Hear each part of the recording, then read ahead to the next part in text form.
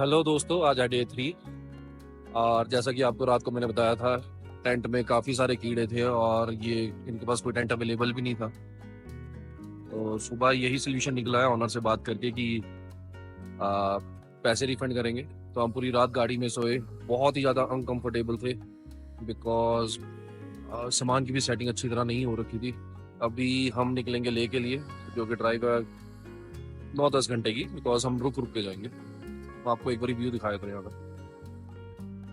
ये एक बागा रिवर है जो कि हिमाचल के लाहौल रीजन से होकर निकलती है। बागा रिवर और चंद्रा रिवर आगे जाकर केलोंग के पास डंडी में मिलते हैं। ये रिवर बागा ग्लेशियर से शुरू होती है और वैली और पहाड़ियों के बीच से निकलकर बहती है।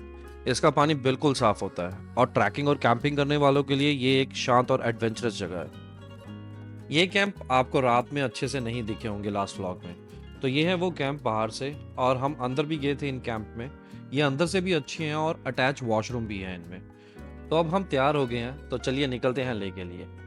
तो अभी हम जिस पास से निकल रहे हैं, और 2-3 बजे तक अगर पांग पहुंच गए तो हम आगे ले के लिए जाएंगे, अदरवाइज नहीं, बिकॉज वाइफ साथ है तो थोड़ा सेफ्टी का भी ध्यान रखना पड़ेगा। तो बाकी देखते हैं कहाँ तक जा पाते हैं। अभी ड्राइव के ऊपर है और मैं आपको थोड़े से व्यूज भी दिखाता रहूँगा। अगर आप लेह लद्दाख जा रहे हो तो सबसे इंपॉर्टेंट इन्फॉर्मेशन ये है कि विदाउट परमिट आपको आगे नहीं जाने देंगे। ये लेह लद्दाख की ऑफिशियल वेबसाइट है। इस वेबसाइट पर आते ही आपको मैसेज फ्लैश होगा कि कुछ लोग फेक परमिट स्लिप्स टूरिस्ट को प्रोवाइड कर रहे हैं, तो उनके ऊपर एक्शन लिया जाएगा। इसका मतलब है कि हो सकता है कि कुछ लोग फेक परमिट स्लिप्स आपको दे दें जो कि वैलिड नहीं होगा। इसलिए खुद ही परमिट बुक करें ऑफिशियल वेबसाइट से। उसके लिए आपको बस ऑफिशियल वेबसाइट पर जाकर डोमेस्टिक पर क्लिक करना है। उसके बाद अपनी बेसिक इन्फॉर्मेशन फिल कर देना उस पेज पर, और उसी पेज पर डेट ऑफ जर्नी भी आएगा। उसमें एक दिन पहले ही डेट सेलेक्ट कर लेना। मैंने भी एक दिन पहले ही डेट सेलेक्ट कर ली थी, बिकॉज कोई पता नहीं, आपको जल्दी ले जाने का मन हो तो शायद आप स्टॉप कम लो। उसके बाद ऑप्शन आएगी कि इंडिविजुअल और ग्रुप। अगर तो आप एक से ज्यादा लोग हैं तो ग्रुप को सिलेक्ट कर लेना, और उसके बाद ग्रुप के बाकी लोगों की डिटेल फिल करनी है। उसके बाद आपको लिस्ट आ जाएगी कि आपने लेह लद्दाख में कहाँ कहाँ घूमना है, तो आप सब सेलेक्ट कर देना, बिकॉज उसके कोई एक्स्ट्रा चार्ज नहीं है, सेम प्राइस है। देन डेट ऑफ जर्नी और डिपार्चर आएगा, तो डिपार्चर में भी 1-2 दिन एक्स्ट्रा भर देना, बिकॉज हो सकता है आप अपना ट्रिप 1-2 दिन एक्सटेंड कर लो, या भगवान ना करे कोई प्रॉब्लम आ जाए तो रुकना पड़ जाए। मैंने भी 1-2 दिन एक्स्ट्रा सेलेक्ट कर लिया था। लास्ट में बस पे कर देना है। 2 पर्सन का हमारा 1100 रुपीज लगे थे। पे करने के बाद परमिट की PDF फाइल मिल जाएगी, उसे डाउनलोड कर लेना और उसकी 2 कॉपीज करवा के रख लेना। अभी हम बारालाचला के रास्ते में हैं, जो कि 21 किलोमीटर दूर है, और ये जगह काफी हाई एल्टीट्यूड पर है। ये जगह लगभग 16,000 फीट पर होगी। बारालाचला पर काफी लोगों को ऑक्सीजन की कमी फील होती है, और मुझे भी ये प्रॉब्लम हुई थी।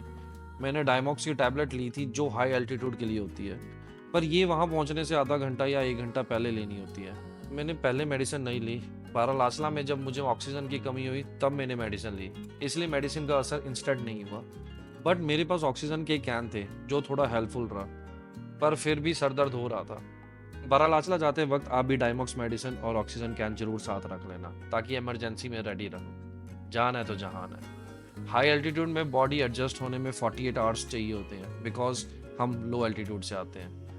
रोड ट्रैवल से बॉडी को नई एल्टीट्यूड के लिए एडजस्ट होने में मदद नहीं मिलती, इसीलिए टाइम देना जरूरी है, ताकि आपका शरीर नई एल्टीट्यूड के लिए तैयार हो सके।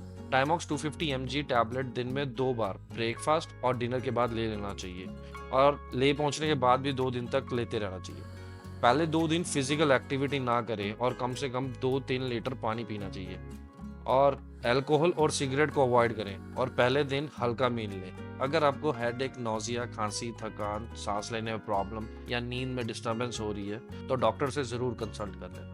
बारालाचला से आगे सरचू में आर्मी बेस कैंप आएगा। अगर किसी को हेल्थ इश्यूज हो या वॉशरूम जाना हो तो आर्मी वालों ने फैसिलिटी दे रखी है। तो ये है गाटा लूप्स के पास कोस्ट रोड। यहाँ ट्रक ड्राइवर के साथ जो हेल्पर होता है, उसकी खाना और पानी ना होने के कारण डेथ हो गई थी, तो काफ़ी लोग आत्मा की शांति के लिए पानी चढ़ाते हैं। गाटा लूप्स में मोस्टली आपको ट्रैफिक जाम मिल सकता है। ये लूप सरचू और पांग के बीच में पड़ता है। ये 21 टाइट हेयरपिन बेंड्स की एक सीरीज है जो हाई एल्टीट्यूड पर लोकेटेड है। 21 टाइट हेयरपिन बेंड्स का मतलब है 21 छोटे और तेज मोड़, जो बिल्कुल किसी हेयरपिन की शेप जैसे दिखते हैं। ये मोड़ बहुत ही शार्प होते हैं, तो इसलिए ध्यान से ड्राइव करें। और सबसे जरूरी बात, घाटा लूप्स में कहीं कार्स का क्लच फ्री हो जाएगा बिकॉज ऑफ हाई एल्टीट्यूड।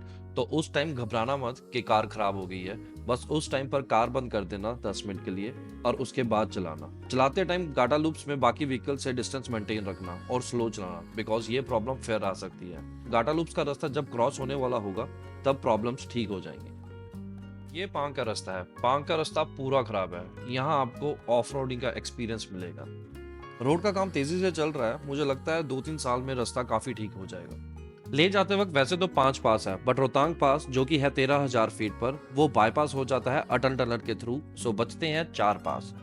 12 लाचला जो कि है 16,000 फीट पर, नाकेला जो कि है 15,500 फीट पर, बट ये दोनों पास हम क्रॉस कर चुके हैं और अभी पहुंचे हैं हम लाचुंगला, ये है 16,500 फीट पर। और इसके बाद बस एक लास्ट पास बचता है, वो है तांग लांगला जो कि है 17,500 फीट पर। दोस्तों अभी पांग क्रॉस किया। पांग जैसे ही आता है उसके बाद 5 किलोमीटर का एक ऑफ रोडिंग आती है। वो तब भी क्रॉस करना ठीक है क्योंकि वो प्लेन है और बजरी भी है उसके ऊपर। बट पांग से पहले जो रोड है वो उस पर ड्राइव करना बहुत ही मुश्किल है, उसमें थक जाता है बंदा। और जो पांग के बाद है, पांग के बाद भी अभी कच्चा ही रोड है, वो होगा कम से कम भी 5 किलोमीटर का। और हमने सोचा था पांग रुकेंगे बट पांग रुके नहीं है, अब सीधा ले, बिकॉज अच्छा कोई स्टे दिखा ही नहीं वहाँ पर, ना बराबर ही था वहाँ पर तो स्टे का कुछ।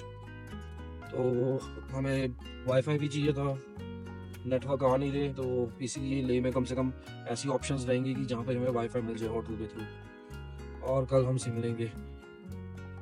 तो अभी तो देख सकते हो आप, भूल गया, अभी सुबह से ड्राइव ही कर रहे हैं। अभी भी हम आज पहुंचेंगे रात को 10 बजे। तो कल हम घूमेंगे ले। वहाँ बहुत अच्छी अच्छी मोनेस्ट्री भी है, तो वो भी आपको दिखाएंगे। लेक के रास्ते पर तोसोगोर लेक भी आती है जो हाईवे से लगभग 20-25 किलोमीटर दूर होगा। हमने लेक तक जाने का सोचा लेकिन गलत रास्ते पर चले गए। रास्ता पूरा ऑफ रोडिंग था और हम बस टायर के निशान देखकर काफी दूर तक निकल गए। हम ऑलमोस्ट इन पहाड़ के पास पहुंच ही गए थे। हमें लगा हम गलत रास्ते पर जा रहे हैं, ऊपर से रात भी हो रही थी, इसलिए हमने तसोगोर लेक का प्लान ड्रॉप कर दिया और सीधा लेक के लिए निकल पड़े। अब हम तांगलांग ला पास पहुंच गए हैं जो इस रूट का हाईएस्ट पास है।